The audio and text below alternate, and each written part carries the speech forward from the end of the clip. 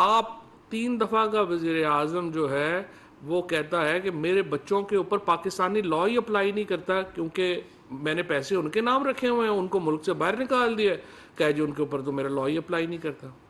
شہباز شریف صاحب جو ہیں ان کا بھی یہی ڈیفینس ہے۔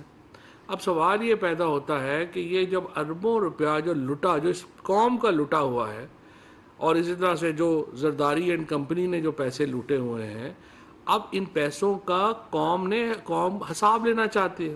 ہماری عدالت سے صرف یہی استدعا ہے کہ اس ملک کے لوگوں کا صرف یہ حق ہے کہ وہ دیکھ سکیں کہ ان کے جو الزامات ہیں ان لوگوں کے اوپر وہ سچے ہیں یا نہیں سچے۔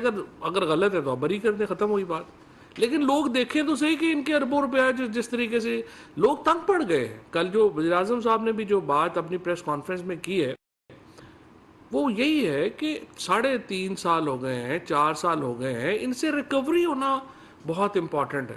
اور ہمارے عدالتی نظام میں جو بھی چیزیں ہیں، ہم تو ریکویسٹ کریں گے چیف جسٹس صاحبان سے کہ یہ براہ راست کیس دکھائیں اور ڈے ٹو ڈے چلائیں تاکہ لوگ اپنے فیصلے خود کر لیں۔